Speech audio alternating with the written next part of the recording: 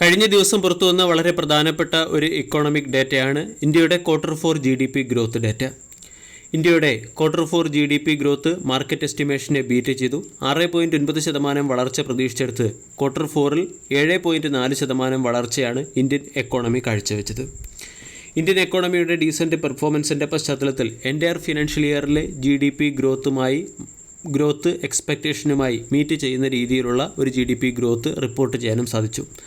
Entire financial ഇയറിൽ 6.5% GDP growth ആയിരുന്നു estimate ചെയ്തത്. 7.4% വളർച്ച Q4-ൽ കൈവരിച്ചതോടുകൂടി എൻ്റയർ ഫിനാൻഷ്യൽ ഇയറിലെ GDP ഗ്രോത്ത് 6.5%-ആയി ഉയരുകയും മാർക്കറ്റ് എസ്റ്റിമേഷനെ മീറ്റ് ചെയ്യുകയും ചെയ്തു. ഇത് ഇന്ത്യൻ എക്കോണമിയെ സംബന്ധിച്ചിടത്തോളവും മാർക്കറ്റിനെ സംബന്ധിച്ചിടത്തോളവുമുള്ള ഒരു പോസിറ്റീവ് അപ്ഡേറ്റാണ്.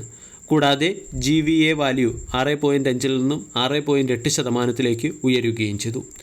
ഇനി ഓരോ സെക്ടറിലെയും പെർഫോമൻസ് നോക്കിയാൽ അഗ്രികൾച്ചർ സെക്ടറിലെ വളർച്ച 6.6-ൽ നിന്നും 5.4-ലേക്ക് ഇടിഞ്ഞിട്ടുണ്ട്.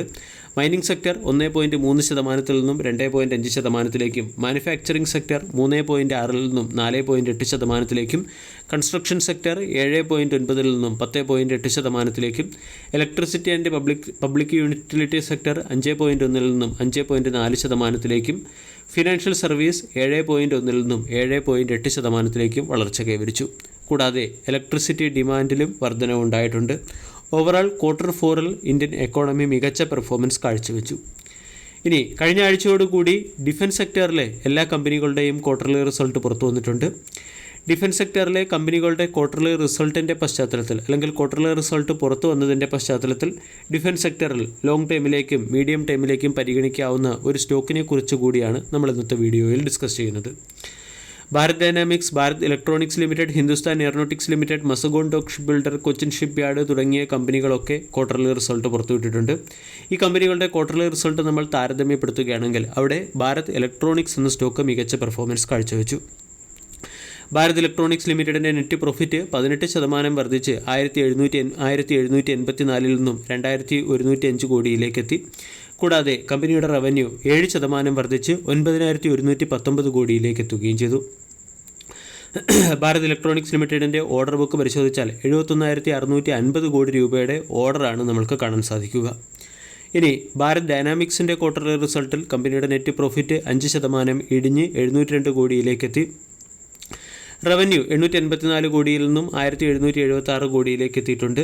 ഇനി മസഗോൺ ഡോക്കിൻ്റെ ക്വാർട്ടർലി റിസൾട്ട് പരിശോധിച്ചാൽ അത്ര മികച്ചതല്ല. പ്രോഫിറ്റ് 51% ഇടിഞ്ഞ് 666 കോടിയിൽ നിന്നും 325 കോടിയിലേക്ക് എത്തുകയും റവന്യൂ 2% വർദ്ധിച്ച് 3174 കോടിയിലേക്ക് എത്തുകയും കമ്പനി ₹2.71 പെർ ഷെയർ എന്ന റേറ്റിൽ ഡിവിഡൻഡ് നൽകുകയും ചെയ്തു. ഇവിടെ ഈ 3 കമ്പനികളുടെയും ക്വാർട്ടർലി റിസൾട്ട് നമ്മളൊന്ന് അവലോകനം ചെയ്യുകയാണെങ്കിൽ ഭാരത് ഇലക്ട്രോണിക്സ് തന്നെയാണ് മികച്ച പെർഫോമൻസ് കാഴ്ചവെച്ചിരിക്കുന്നത്.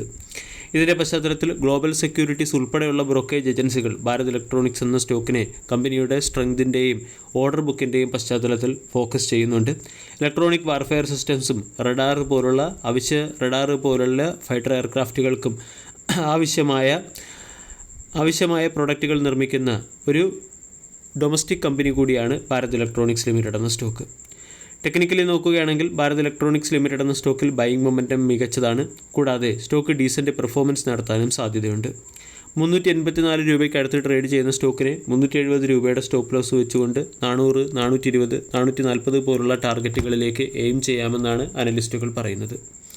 രണ്ടാമത്തേത് BDL ആണ്. BDL എന്ന സ്റ്റോക്കിന് 1780-നടുത്ത് ബ്രേക്കൗട്ട് വരികയും സ്റ്റോക്ക് 2015-നടുത്തേക്ക് എത്തുകയും ചെയ്തു. മൂന്നാമത്തെ stock Mazagon dock ship builder. Mazagon dock ship builder എന്ന സ്റ്റോക്ക് കഴിഞ്ഞ 2 ആഴ്ചയായി ഹയർ സൈഡിൽ നിന്നും റെസിസ്റ്റൻസ് നേരിടുന്നുണ്ട്. വീക്കിലി ക്യാൻഡിൽ പാറ്റേൺ നമ്മൾ പരിശോധിക്കുകയാണെങ്കിൽ 3500 എന്ന ലെവലിൽ നിന്നും സ്റ്റോക്ക് റെസിസ്റ്റൻസ് നേരിടുകയും 3480-നടുത്ത് കഴിഞ്ഞ ട്രേഡിംഗ് സെഷനിൽ ക്ലോസിംഗ് നൽകുകയും ചെയ്തു. സ്റ്റോക്ക് 3000-നടുത്തായിട്ടാണ് ബ്രേക്കൗട്ട് നൽകിയത്. 3000-ൽ നിന്നും ബ്രേക്കൗട്ട് നൽകിയതിന് ശേഷം 3500-ലേക്ക് സ്റ്റോക്ക് ഉയർന്നു.